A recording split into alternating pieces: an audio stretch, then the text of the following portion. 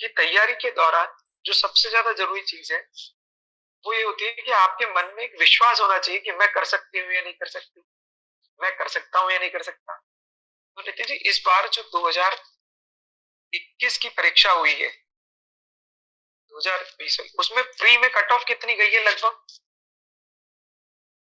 RS pre के अंदर general की कट ऑफ 34 मार्क्स। ठीक है, और पिछली बार कितनी थी? 78 मार्क्स। ठीक है, और लगभग हर बार है ना, आप लोग जब भी देखेंगे, आप जितने भी बच्चे हमारे साथ जुड़े हुए वो देखें कि ये जो कट ऑफ है ये वेरी मैक्सिमम कहां तक जा रही है?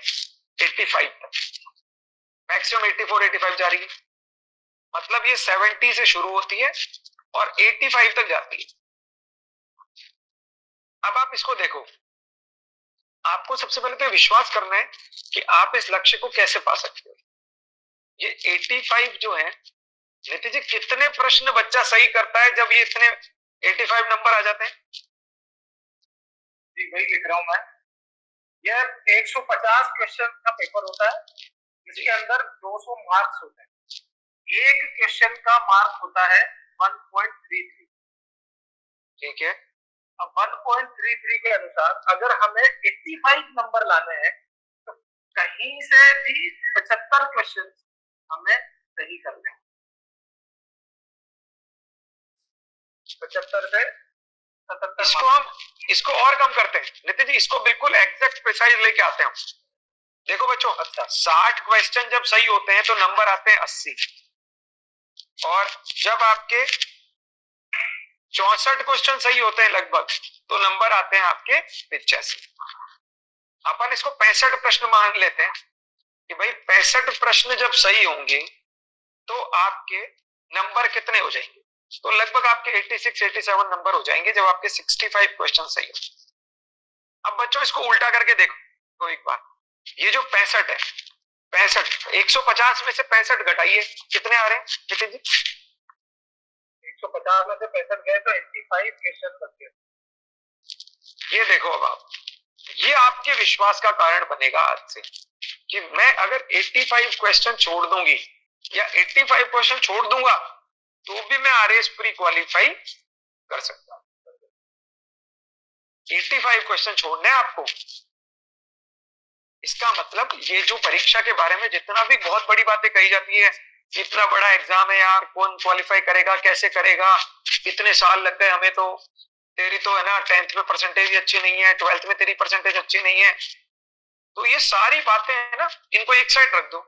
प्रश्न कितने सही करने हैं? केवल 65 क्वेश्चन, मतलब 10 12 12 हर टॉपिक के प्रश्न सही किए, 65 क्वेश्चन सही हो गए। मतलब मैं आपको ये व्यक्तिगत उदाहरण दे रहा हूँ, RAS प्री की परीक्षा में जब मैंने प्री दिया तो मुझे 1 से लेकर 11 तक एक भी प्रश्न का उत्तर नहीं पता था, लेकिन मेरे दिमाग में ये वाली बात क्लियर थी कि अभी तो 11 ही प्रश्न मेरे को नहीं आए, अभी तो लगभग 74 क्वेश्चन और ऐसे हैं जो मैं छोड़ सकता हूं, और यही मेरे विश्वास का कारण था। और फिर धीरे धीरे धीरे धीरे जब मैंने क्वेश्चन अटेंड करना शुरू किया तो I got 100+ marks in RAS pre. आप लोगों को यही बात ध्यान रखनी है बेटा कि हमें प्रश्न ज्यादा अटेंड नहीं करने, कभी भी कम अटेंड करने, लेकिन सही अटेंड करने। तो ये देखो, ये मैं आपको इसके माध्यम से केवल ये विश्वास दिला रहा हूं कि आप में से जो भी जुड़े हुए हैं वो हर व्यक्ति RAS प्री क्वालिफाई कर सकता है। और टाइम के लिए हम आपको इसलिए कह रहे हैं कि भाई जो बच्चा रेस में जितना जल्दी भागेगा वो उतना जल्दी पहुंचेगा, सीधी सी बात है। आप चाहो तो 6 घंटे 4 घंटे रोज पढ़ के 2 साल 3 साल में निकाल लो, और चाहो तो 12 घंटे पढ़ो, वही आपको एफिशिएंसी बढ़ानी पड़ेगी। लेकिन अभी ग्रेजुएशन के साथ आपके दिमाग पर कोई बोझ भी नहीं होगा, फ्रस्ट्रेट भी नहीं होंगे आप, और एक इजीली आप 3 साल में उस लक्ष्य को हासिल कर सकते हैं जो आप 3 साल बाद करने की सोच रहे हैं।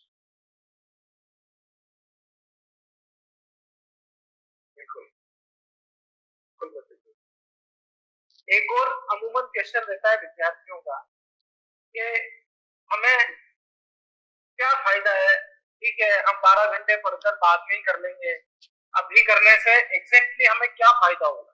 अगर हम सेकेंड ईयर में है अभी, मान लीजिए सेकेंड ईयर में, और कहते हैं कि अभी हम ग्रेजुएशन करते हैं, उसके बाद हम, वरना एम, आज अगर एम पूछा जाए तो एम उनका आरएस है या आईएएस है, एम यही है, और तैयारी शुरू होगी सेकेंड ईयर के बाद। तो कितने प्लस पॉइंट है और कितने माइनस पॉइंट है, उस पर थोड़ा सा प्रकाश डालें। प्लस पॉइंट तो मुझे एक ही दिख रहा है कि आराम से ये ग्रेजुएशन के टाइम एंजॉय करेंगे सब अपने ग्रेजुएशन को, कॉलेज लाइफ को जिएंगे। ये भी बहुत बड़ा प्लस पॉइंट है नितिन जी। बिल्कुल। अब आप देखो इसके ड्रॉबैक देखते हैं। आरएएस वाली जो परीक्षा है वो लगभग एक परीक्षा लेती है 2.5 से 3 साल। कि भाई 2 से 2.5 साल लग जाएंगे आपको। अब आप अगर सेकेंड ईयर के बाद अगर तैयारी शुरू करेंगे तो क्या होगा? अगर आपने ग्रेजुएशन के बाद तैयारी शुरू की तो आपको 1 साल तो तैयारी में लग जाएगा, 1-1.25 साल। उस समय एग्जाम आए नहीं आए ये भी अपन को पता नहीं है। और अगर आप अभी से तैयारी शुरू करते हैं तो एक एग्जाम तो आप वैसे ही दे देंगे ग्रेजुएशन के साथ साथ ही, जिसमें हमें पैटर्न भी समझ में आ जाएगा, सारी चीज समझ में आ जाएगी। लेकिन आप उस एग्जाम को दे नहीं पाएंगे, ढंग से इसलिए नहीं दे पाएंगे क्योंकि आपकी ग्रेजुएशन हुई नहीं। हम ये चाह रहे हैं कि आप ग्रेजुएशन के साथ ही इतनी तैयारी कर लें कि ग्रेजुएट होते ही अगर कोई एग्जाम हो तो हम उसे क्वालिफाई करें। क्योंकि देखो बच्चों, प्री होगा, फिर मेंस होगा, फिर इंटरव्यू होगा, तो ये एक लंबा प्रोसेस है। इस प्रोसेस से गुजरने के लिए हमें एक इतनी अच्छी तैयारी की आवश्यकता है कि अगर हमारा एक भी चांस मिस हुआ, आपका एक चांस भी अगर ग्रेजुएशन के पास मिस हुआ तो आपका सीधा अगला चांस 3 साल बाद जाएगा। 21 साल उम्र नितिन जी एग्जाम की शायद, बिल्कुल 21 साल। अब 22 साल की उम्र में आपने एग्जाम शुरू किया, तैयारी शुरू की, और 23 तक आपने तैयारी की, 23-24 तक, और फिर आपका एक अटेम्प्ट भी नहीं हुआ तो आपकी उम्र सीधी चल जाएगी 27 साल। और 27 में आपका दूसरा अटेम्प्ट होगा, 26 में 27 में। तो उससे बेहतर है आप सोचो कि अगर हम इन 3 सालों में तैयारी शुरू करके 21 के बाद वाला अटेम्प्ट ही इतने अच्छे से दे दें कि 22, 23, 24 तक हमारी नौकरी लग जाए, और वो भी राजस्थान की सबसे अच्छी नौकरी, तो आपको बेनिफिट ही बेनिफिट मिलेगा इसमें अगर आप ग्रेजुएशन के साथ तैयारी करते हैं। और देखो, अगर अच्छा गाइड अगर आपको मिलता है, एक अच्छा आपको साथी मिलता है जो तैयारी करवा रहा है, तो मेरा ऐसा मानना है आपको जरूर करनी चाहिए। मेरे से चूक हुई कि मुझे दूसरा अटेम्प्ट लगा, क्यों? क्योंकि मेरे पास एक अच्छे कोई गाइडेंस करने वाला नहीं था, मेरे पास कोई बताने वाला नहीं था कि ऐसे तैयारी करनी। आपके पास नितिन जी और अच्छे फैकल्टीज हैं, और मैं भी आप लोगों के साथ जुड़ा रहूंगा समय समय पर, और जब भी जयपुर आऊंगा तो आप सबसे मुलाकात भी हो पाएगी इस चीज को लेकर। तो आप सब सोचें कि आप सबके लिए क्या चीज बेनिफिशियल है, अभी वाले 2 साल 3 साल या बाद के 5 साल 7 साल आप उनमें खराब करना चाहिए।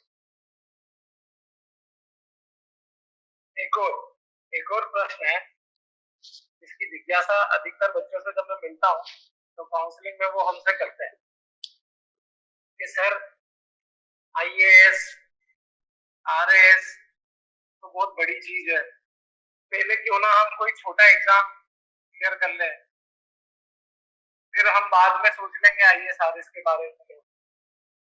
और छोटा एग्जाम की डेफिनेशन भी पर उन्हें पता नहीं होती। जब मैं उनसे पूछता हूँ कि छोटा एग्जाम मतलब क्या, कि सर कोई भी छोटा एग्जाम पहले छोड़ते फिर उसके बाद हम आईएएस आरएएस को छोड़ते। तो इसको लेकर के क्या विचार रहेगा आपका? अगर आपको ये लग रहा है ना कि कोई एग्जाम छोटा है तो आप सब गलत सोच रहे, क्योंकि कोई एग्जाम मेरे दृष्टिकोण में छोटा नहीं होता। इसलिए नहीं होता कि मेरा पटवारी में सिलेक्शन नहीं हुआ था लेकिन आरएएस में हो गया। आपको समझ में आई सारी बात जो मैं बोल रहा हूँ बच्चों? कि एग्जाम मतलब कोई भी ऐसा पैटर्न नहीं है कि मेरा आरएएस में ही होगा या मेरा पटवारी में ही होगा। आप अगर तैयारी ढंग से करते हैं किसी भी एग्जाम की, जैसे आरएएस में कितने बच्चे बैठते हैं? 3 लाख 4 लाख, क्यों नितिन जी? जी बिल्कुल। और पटवारी और कांस्टेबल में कितने बच्चे बैठते हैं? 15 लाख। अब आप खुद ही तय कर लीजिए कि भाई कौन सा एग्जाम बड़ा है। ये मोर और लेस एक भ्रम हो गया, या इसे 100% डर हो गया, डर, है ना? वो आप लोगों ने बच्चों कभी खेत में वो देखा है क्या, जो लगा के रखते हैं दो लकड़ी पे, उल्टा मटका टांग के उसको कुर्ता पहना के रखते हैं, क्या कहते हैं उसे? अड़ुआ अड़ुआ। अड़ुआ। देखो इसको, हाँ इसको वैसे इंग्लिश में तो कहते हैं स्केयर क्रो ये भाई, और यहाँ बिजुका भी कहते हैं कई ग्रामीण परिप्रेक्ष्य में उसे। अब आप मुझे एक बात बताओ, क्या वास्तव में कोई खेत में खड़ा हुआ होता है क्या? कोई खेत में खड़ा नहीं होता। केवल पक्षियों को ये डराना होता है कि भाई खेत में कोई खड़ा हुआ है।